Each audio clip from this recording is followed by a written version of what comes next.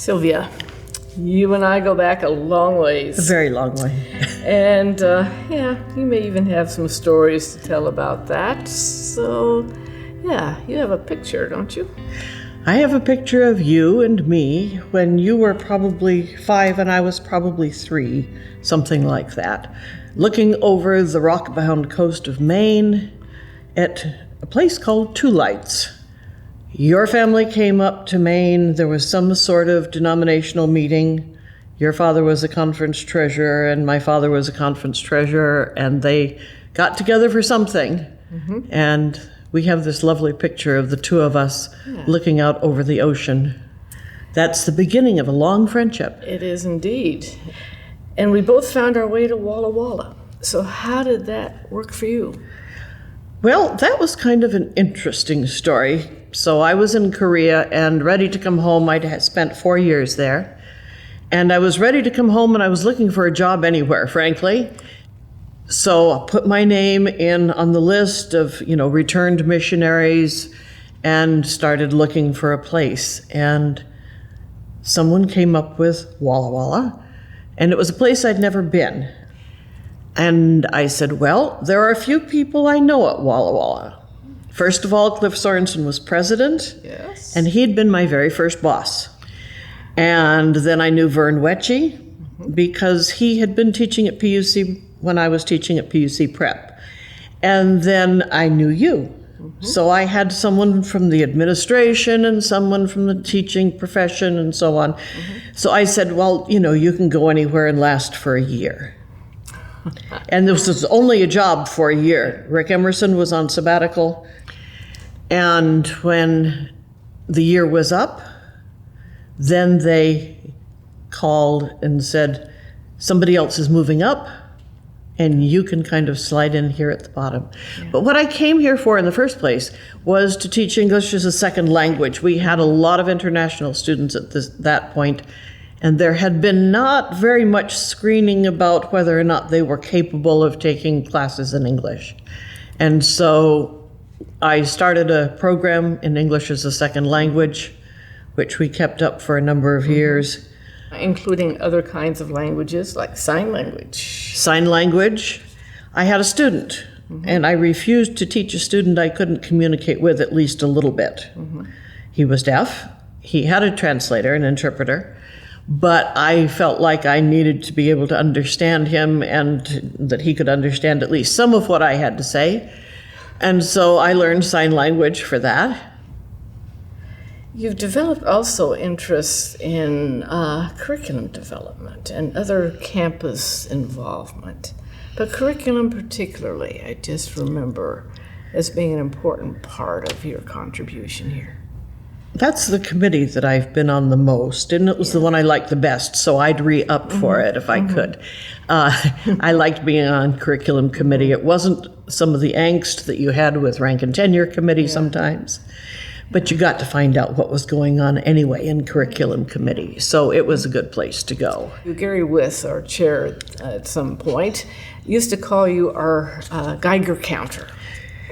Yes. I was the Geiger counter. I was the person who could think up any way that something could be misunderstood, or any way that something could go wrong. That was one of my talents.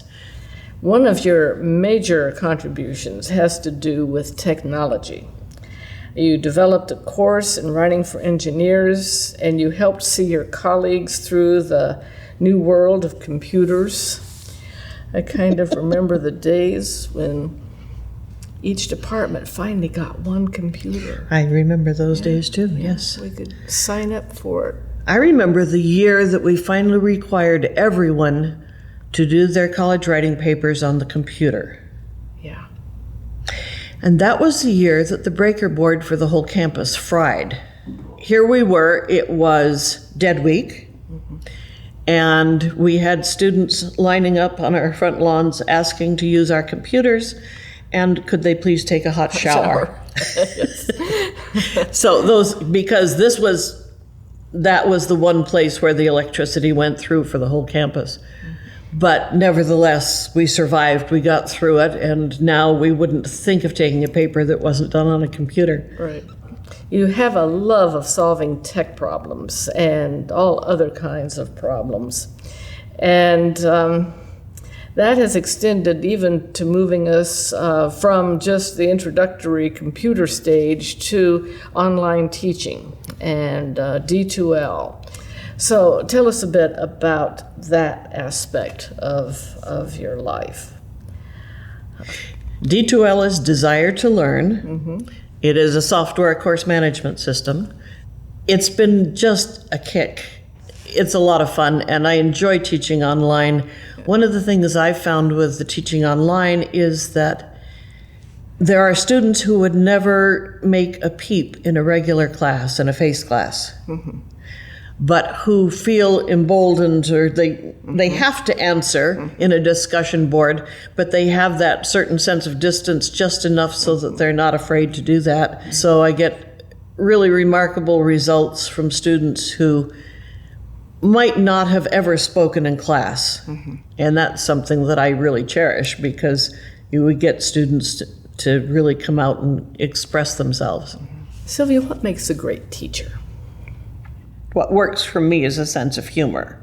Somebody who's a mentor says that she used to tell students, take Sylvia's classes. She takes a little getting used to, but once you get used to her, you'll love her.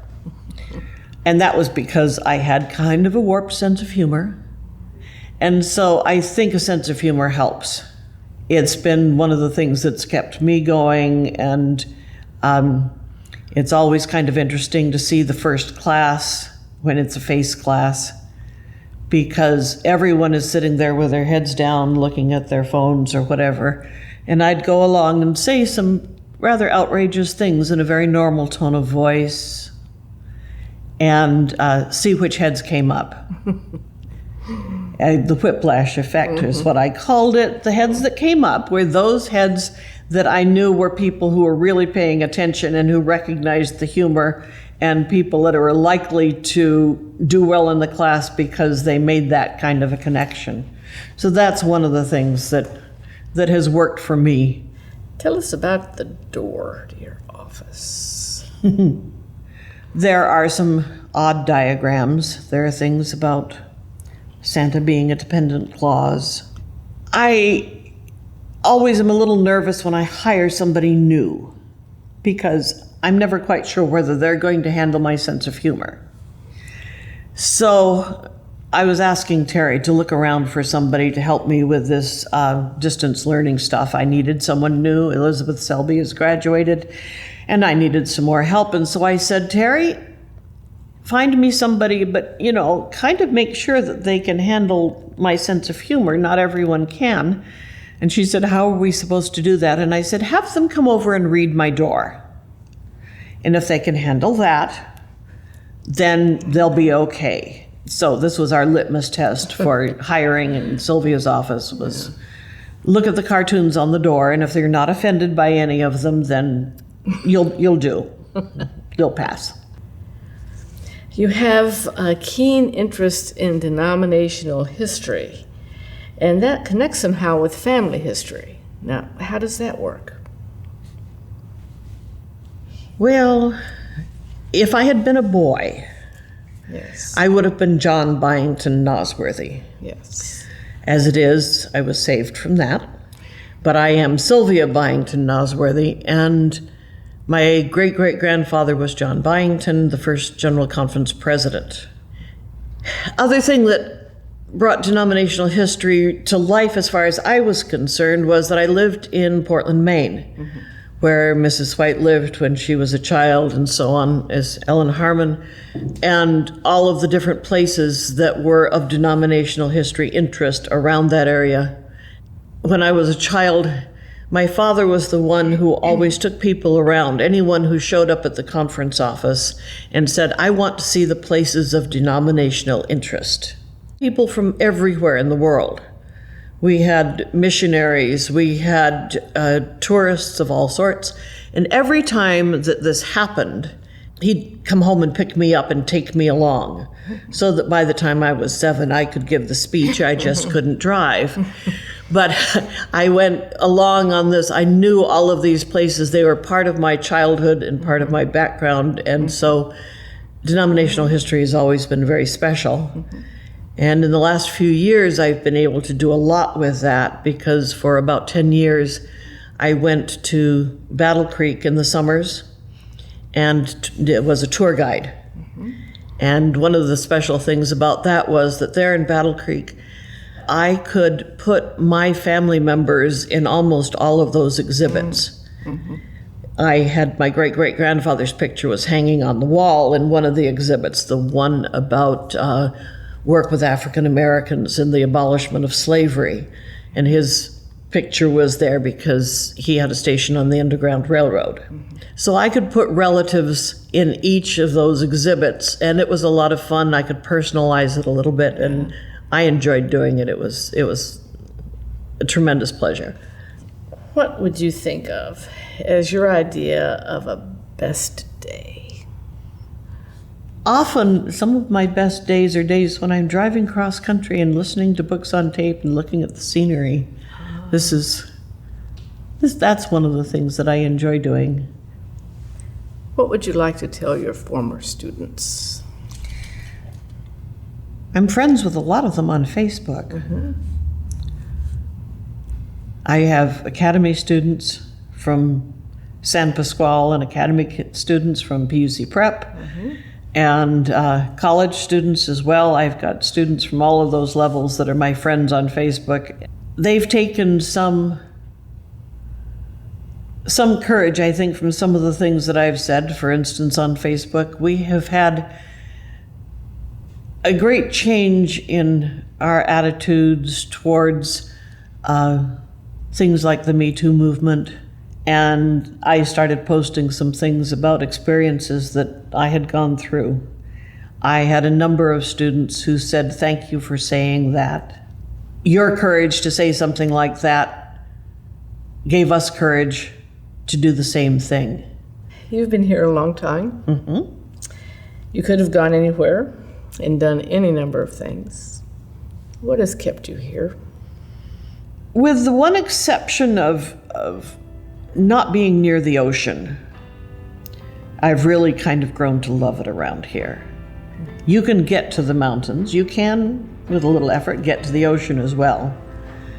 But I've grown to love it around here and enjoyed the people and enjoyed the whole tone of the school. It's really been one that I valued.